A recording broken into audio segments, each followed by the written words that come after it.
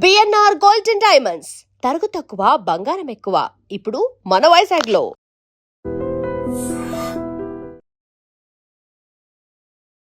Hi Gayatri Gupta గారు. Hi, ఎలా ఉన్నారు? నేను మస్తున్నా, మీరు ఎట్లున్నారు? Obviously super good. సో ఏంటి అంటే హ్యూమన్స్కి డిఫరెంట్గా ఉంటారు అంటే ఆలోచనకు తగ్గట్టుగా ఆర్జీవ్ గారు ఎంతైతే డిఫరెంట్గా ఉంటారో అలా గాయత్రి గారు కూడా చాలా డిఫరెంట్గా ఉంటారు. ఎందుకలా?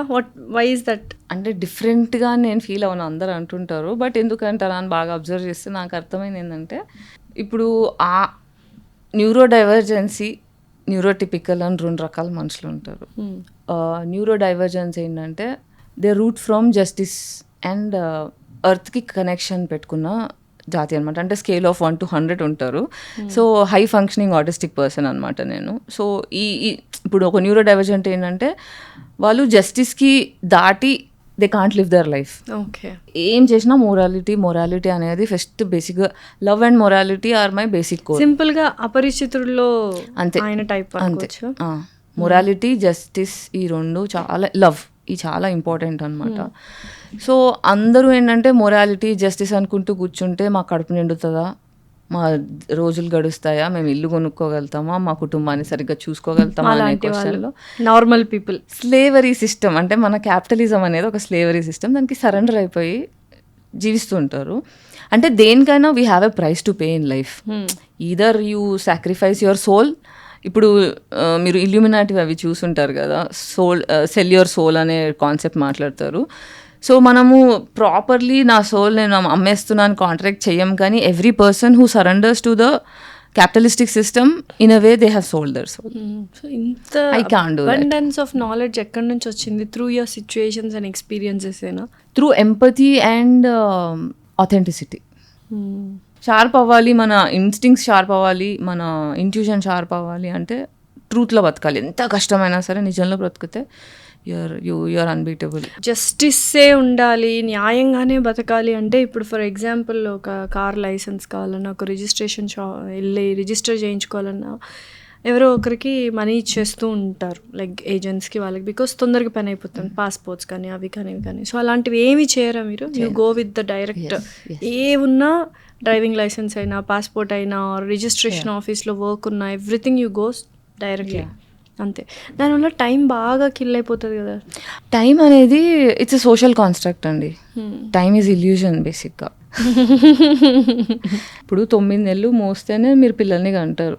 9 నెలలు నాకు టైం లేదంటే ఇట్ వోంట్ ఉండదు. సన్ పొద్దున వస్తారు, రాత్రి వెళ్ళిపోతారు, నాకు టైం లేదు, నువ్వు నాకు టైం ఇంకా కావాలి, వర్క్ చాలా ఉంది, నువ్వు అప్పుడే 18 hours కాగానే, సారీ, నీకు ఒక సైకిల్ కాగా నువ్వు వెళ్ళిపోతా, రాత్రికి వెళ్ళిపోతా అంటే అట్లా కుదరదు, నాకు సన్లైట్ కావాలంటే nature doesn't give a shit. తొందరలో ఉంది మనం. సో గాయత్రి గారు అంటే కొంతమంది చూసే పర్సెప్షన్ వేరుంటుంది. ఆఫ్టర్ నేను మీతో మాట్లాడిన తర్వాత వి షేర్డ్ సో మెనీ థింగ్స్, తర్వాత మీరు ఇంత అంటే ఇంటెలెక్చువలా, ఇంత నాలెడ్జ్ ఉందా అంటే నాకు తెలియని కొన్ని టర్మినాలజీస్ కూడా యూజ్ చేస్తూ దానికి ఎక్స్ప్లెయిన్ చేస్తుంటే ఐ వాజ్ అస్టానిష్డ్ అనమాట. ఇదెందుకు ఈ కాంట్రవర్సీ పార్టే ఎందుకు you are expressing to people? Why not that thing? So ఇప్పుడు నా పాడ్కాస్ట్లో అనుకోండి, ఐ కెన్ కంట్రోల్ నా ఇమేజ్, నేను కంట్రోల్ చేసుకోగలుగుతా. ఇంటర్వ్యూస్లో ఏమవుతుంది, it's not my projection. Interview ఆ కంపెనీ, ఆ స్టూడియో, ఆ మీడియా హౌస్ వాళ్ళ ప్రొజెక్షన్. సో ఇప్పుడు నేను కాంట్రవర్సీలా ఎందుకు కనిపిస్తున్నాను అంటే వాళ్ళు నన్ను అంతకన్నా ఎక్కువగా చూడలేకపోతున్నారు. టైటిల్స్ అంతకన్నా ఏమంటారు, రెస్పెక్ట్ ఇవ్వట్లేదు. ఒక ఆడదాన్ని ఆన్లైన్లో, అంటే ఇప్పుడు సోషల్లీ ఒక ఉమెన్ని how sexy she looks, how beautiful she looks అనేది చూస్తాం, కానీ ఆమె ఇంటెలెక్చువాలిటీని రెస్పెక్ట్ చేసేంత ఎవల్యూషన్ మన మీడియా హౌసెస్కి లేదని నా ఫీల్. సో 7 వసంతాలు మూవీ చూసారా? 7 వసంతాలు లేదు. అందులో లైక్ ఒక డైలాగ్, ఫేమస్ డైలాగ్ ఉంటుంది, నా తెలివిని అందంతో పోల్చకు, అందం వల్ల ఇది వచ్చింది అనుకో, నా టాలెంట్ని గుర్తించు, నా స్కిల్ని గుర్తించు, దానివల్ల నన్ను పొగిడితే నేను చాలా హ్యాపీగా ఫీల్ అవుతుంది ఒక అమ్మాయి అన్నట్టుగా. It was a wonderful movie అనమాట. సో ఆ కైండ్ ఆఫ్ థాట్స్ ఎక్కువగా కనిపిస్తూ ఉన్నాయి. సో ఈ కాంట్రవర్సీలోకి ఎందుకు వెళ్ళాల్సి వచ్చింది అంటే, గాయత్రి గారు అసలు ఫిదాలో ఫస్ట్ టైం అందరికీ బాగా పరిచయమైన పర్సన్, ఫుల్ బ్రేక్ త్రూ ఇచ్చింది. సో నెక్స్ట్ ఆ తర్వాత అందులో వాళ్ళ అక్క క్యారెక్టర్ ఫిదా సినిమాలో సాయి పల్లవి గారు అక్క క్యారెక్టర్ చేసిన తను కూడా ఇప్పుడు మంచి మూవీస్ చేస్తున్నారు. మీరు ఎందుకని స్టాప్ అయిపోయారు? అంటే మీరు వాయిస్ రైజ్ చేయడం వల్ల స్టాప్ అయిపోయారని అనుకుంటున్నారా, లేదా జస్ట్ ఆపర్చునిటీస్ రాలేదు దానివల్ల స్టాప్ అయ్యారు? So why am I artist? నేను ఒక యాక్టర్. ఓకే, సో ఈ యాక్టర్ని కూడా నేను 2 విధాలుగా చూస్తా. డబ్బుల కోసం నేను యాక్టర్ అయ్యానా, నా సోల్ని నేను ఆర్టిస్ట్గా ఎక్స్ప్రెస్ చేయడానికి నేను ఆర్టిస్ట్ అయ్యానా? ఇప్పుడు ఒక 10 సినిమాలు ఉన్నాయి. ఓకే, ఫిదా తర్వాత నేనైనా శరణ్య అక్క క్యారెక్టర్ చేసిన అమ్మాయి. ఎన్ని సినిమాలు గుర్తున్నాయి మీకు? ఫిదా కాకుండా శరణ్య ఎన్ని సినిమాలు పేర్లు చెప్పండి నాకు. వెబ్ సిరీస్ లేవో కొన్ని, కానీ పేర్లు గుర్తుండవు, మీరు మర్చిపోతారు ఆ సినిమాలు. ఇక్కడ క్వాలిటీ వర్సెస్ క్వాంటిటీ. ఇప్పుడు నేను అవసరమే, నాకు డబ్బులు అవసరమే, we want projects. I'm so happy Saranya is doing great and తను ఒక వండర్ఫుల్ సోల్ కూడా. అంటే బంగారం శరణ్య. కాకపోతే ఒక girl next door and very sweet heart. అయితే నేను ఎట్లా చూస్తా అంటే, ఈ సినిమా చేస్తే నా సోల్ ఎంత సాటిస్ఫై అవుతుంది. ఒక ఆర్టిస్ట్గా how much I'm I able to enjoy my existence in this. అంటే చేసే ప్రతి project it's an art form. Okay, film making, story telling is an art.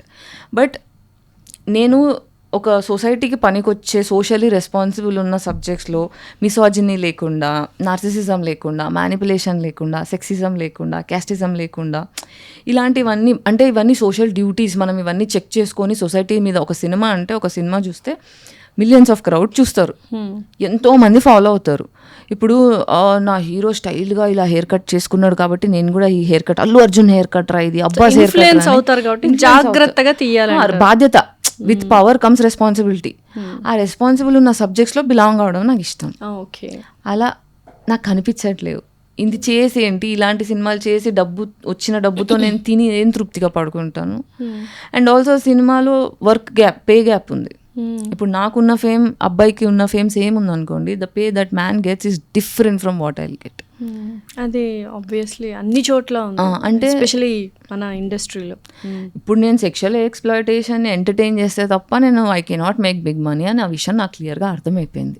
So ఆరాటపడ్డం మానేసా. అంటే నాకు సినిమా ఇండస్ట్రీ కావాలా, లేకపోతే స్టోరీ టెల్లింగ్ ఆర్ట్ కావాలా, ఆ పాయింట్ ఆలోచించుకున్నాను నేను. బట్ ఇప్పుడు లైక్ నయనతార గారు కావచ్చు, సమంత గారు కావచ్చు, సాయి పల్లవి గారు కావచ్చు, దీపికా పడుకుని, వీళ్ళందరూ ఈక్వల్గానే దే ఆర్ లైక్ వాళ్ళ మార్కెట్ ప్రైస్ కూడా చాలా ఈక్వల్గా ఉంది కదా. సో అంత దాకా రావడానికి దే హ్యావ్ టు తక్కువ రెమ్యూనరేషన్ తీసుకుని ఉంటారు ముందు, అక్కడ దాకా రావడానికి వీ హ్యావ్ టు డూ కదా. సో నేను లాస్ట్ 20 years నుంచి తక్కువ రెమ్యూనరేషన్ తీసుకుంటున్నా. ఈ రోజు కూడా తక్కువ రెమ్యూనరేషన్ 20 years నుంచి ఉన్నారా ఇండస్ట్రీలో?